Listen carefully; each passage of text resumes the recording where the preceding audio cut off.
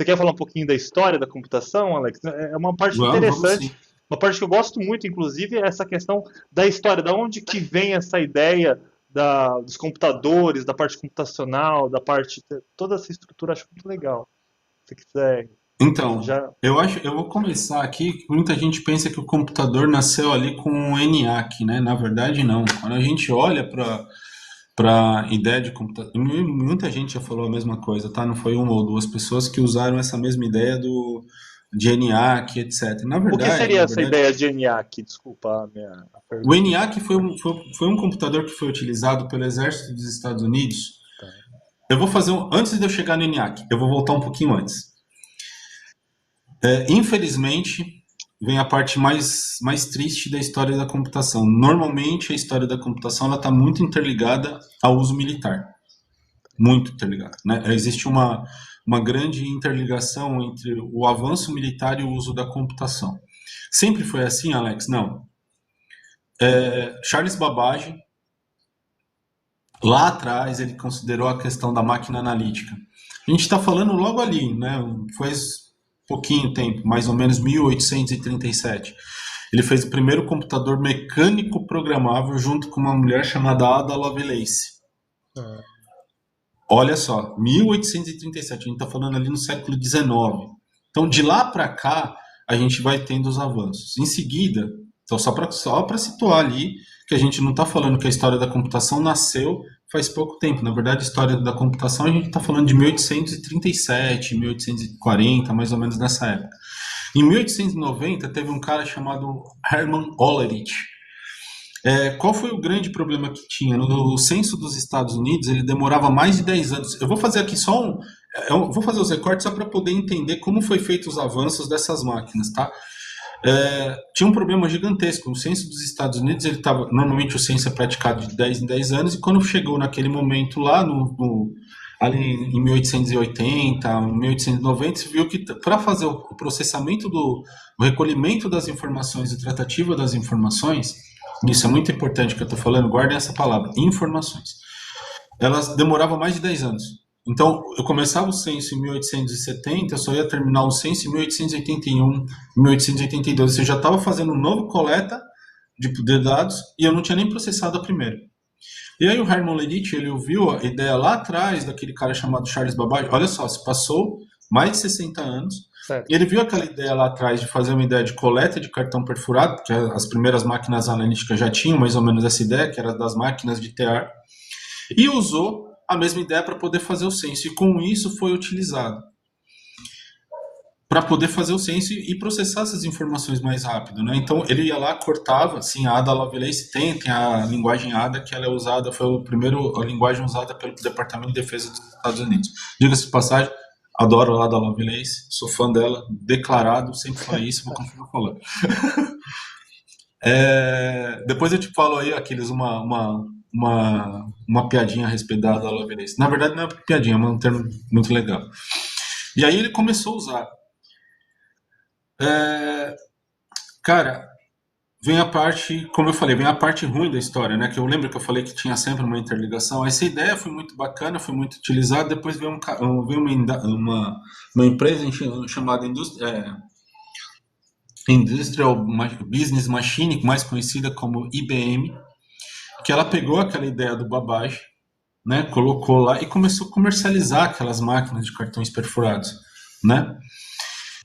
E durante um período sombrio da nossa história, entre 1938 a 1945, que foi a Segunda Guerra Mundial, o, a Alemanha do nosso querido Bigodinho lá, nosso querido, estou sendo muito irônico, né? Sim, claro.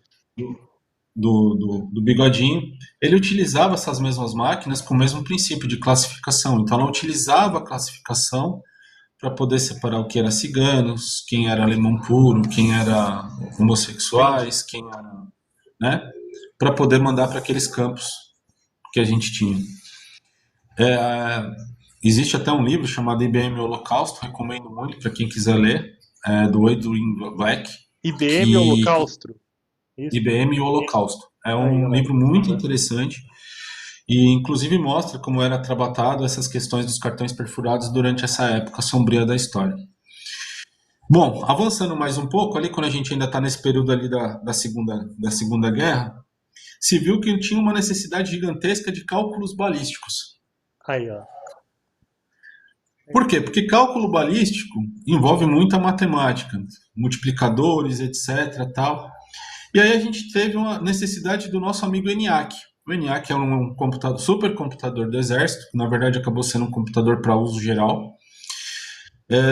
Ocupava um andar de um prédio, era um negócio monstruoso, monstruoso. O HD era transportado, se podemos assim chamar de um HD, né? Na verdade não tinha nem HD, era por válvulas, né? Válvulas e fios. E eles, assim, eram gigantescos, gigantescos, gigantescos, gigantescos, gigantescos. Ocupavam um andar inteiro, aquele negócio era monstruoso, justamente pela questão do cálculo balístico. Como correlação, eu vou te falar uma coisa que é triste. O ENIAC, o término do desenvolvimento do ENIAC só se deu ao final da Segunda Guerra Mundial. Então, nunca foi usado efetivamente para aquele cálculo lá. E a palavra bug veio daí também, né? Como tinha altas válvulas, como as válvulas eram grandes e esquentavam, alguns insetos acabavam pousando e queimando aquelas Ah, é lâmpadas. nada. Sério que o É bug vem verdade. disso? Não Vem daí. acredito. Ah, Vem o daí, cara. bug é o do inseto, não Pois é, acredito. cara, o bug veio daí, Ah, cara, que não. eram enormes Não mariposas que às vezes acredito. pousavam naqueles negócios lá e, cara, Ah, essa eu não sabia, foi. não. Essa daí foi, então, o bug Caraca, veio cara. daí, na verdade, por conta disso, por conta de enormes bichos que pousavam nas lâmpadas lá, queimavam aquelas válvulas Caraca, e cara. daí traziam. Então você Deu vê que, bug. pô, era um conceito lá de trás, cara, um negócio muito legal, muito Sensacional. bacana, que a gente nem faz ideia de onde surgiu. Muita gente fala, deu bug, mas não sabe o que que era. Aham. Eram pousavam lá e queimavam as Sensacional. ditas válvulas lá.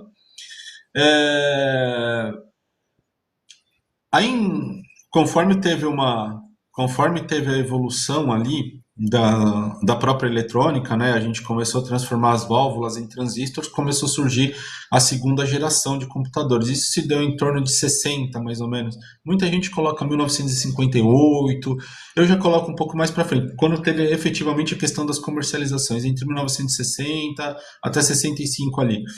Eles começam a substituir. Aí você tem o famoso IBM 7030, Uhum. né, que era um computador de grande porte, mas já era muito menor do que o ENIAC, porque você tinha uma miniaturização dos componentes eletrônicos. Então deixava Bacana. de ser válvula, passou a ser transistor, e com isso você teve Bacana. aquela diminuição maior ainda.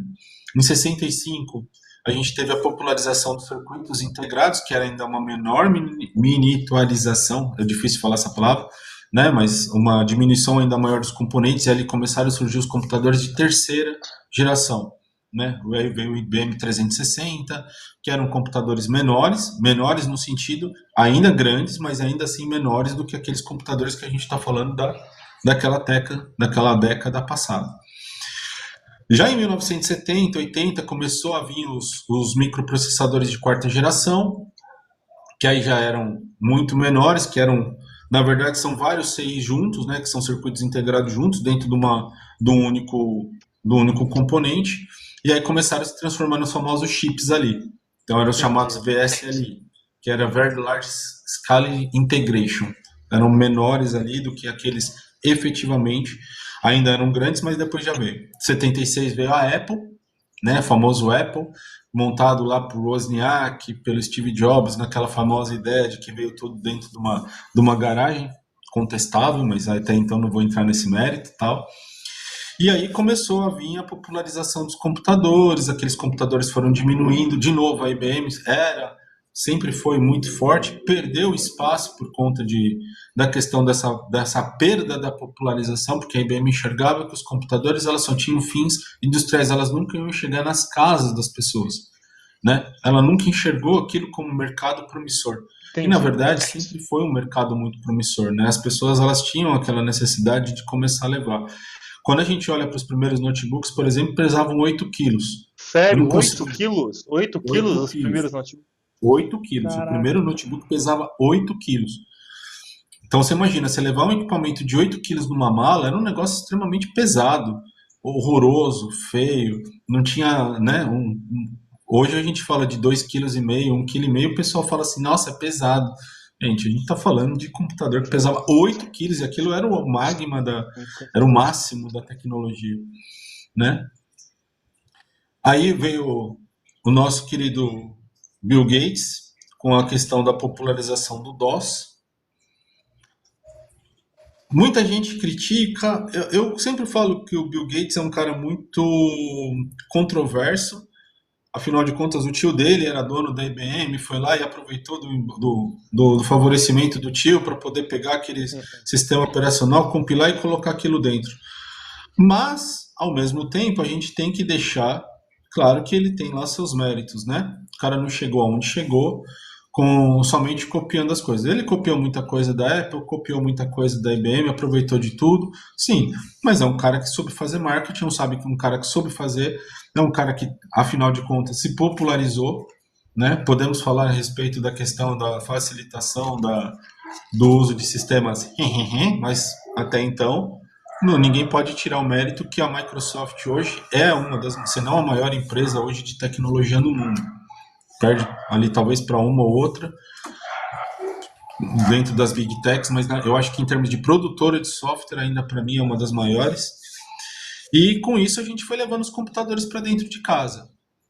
Olhando para a era atual, a gente tem uma questão de computadores cada vez menores, né? A gente está falando de computadores, eu até separei um aqui, daqui a pouco eu vou trazer, Legal. só para fazer uma comparação.